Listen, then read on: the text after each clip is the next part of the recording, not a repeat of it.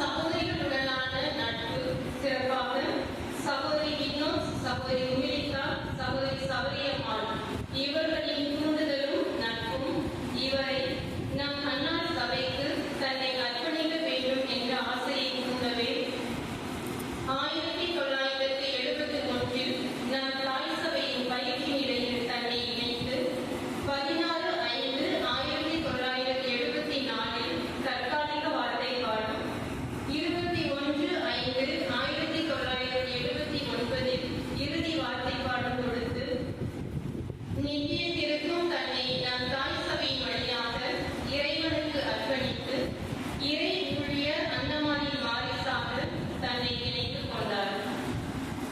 இறை பணியை இம்மண்ணில் சிறப்பாய் ஆற்ற தனக்கு தேவையான இறை ஞானத்தை, மறை அறிவை, கல்வி அறிவை வளர்த்துக் கொள்ள பல கல்வி நிறுவனங்களில் தனது உயர் படிப்பை மேற்கொண்டு பணிகளுக்கும் தாய் சபைக்கும் தேவையான பட்ட படிப்புகளை பெற்ற ஞானத்தை, கல்வியை தனது பின் வருபவர்களுக்கு வழங்கி தம் கல்வி பணியால் பல ஆயிரம் மாணவ மாணவியருக்கு விளக்கேற்றி வெளிச்சம் தரும் விடியலாய், ஒழுக்கம் தரும் ஆசானாய், நல்வாழ்வு வழங்கும் நல்லவராய் வாழ்ந்தவர் இவர். இவரின் கல்வி பணியை பாராட்டி மத்திய மாநில அரசுகள் விருது வழங்கி கௌரவித்தது. தமக்கென்று இவரை அழைத்த இறைவன் பல பணித்தளங்களில், பங்குகளில், பள்ளிகளில் பணியாற்ற, பலருக்கு வாழ்வு கொடுக்க, பலரை வாழ வைக்க, பலருக்கு ஒளியாக, வழியாக, ஆறுதலாக இவரை பயன்படுத்தினார் என்று சொன்னால் மிகையாகாது. தஞ்சாவூர், கொணலை, மாங்குடி, துவக்கி மாநில தலைமையகம் திருச்சி, முத்தளவுப்பட்டி, பாலக்குறிச்சி, ராயப்பன்பட்டி, தூத்துக்குடி, மேலத்தூர், அன்னவாசல், ராமட்டி என பல இடங்களில் கல்வி பணி, நிர்வாக பணி என சபையால் கொடுக்கப்பட்ட அனைத்து பணிகளிலும் தன்னுடைய முழு ஆற்றலை, திறமையை பயன்படுத்தி இறை துணையோடு சிறப்பாய் செய்தவர்.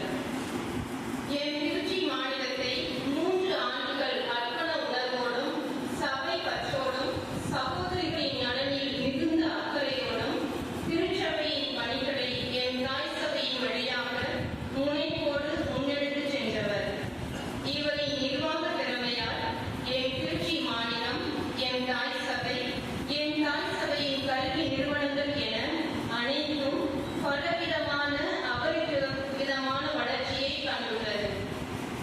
என் தாய் சபையின் வளர்ப்பு பிள்ளைகளுக்கு பெற்ற தாயை போல பரிவன்போடும் பாசத்தோடும் எல்லா சூழலிலும் எத்தேவையிலும் அவர்களோடு உடனிருந்து பொருளாதார உதவிகளை செய்து கொடுத்து அவர்களின் வாழ்வாதாரத்தை உயர்த்தி அவர்களின் மகிழ்ச்சியில் நிறைவு கண்டவர்.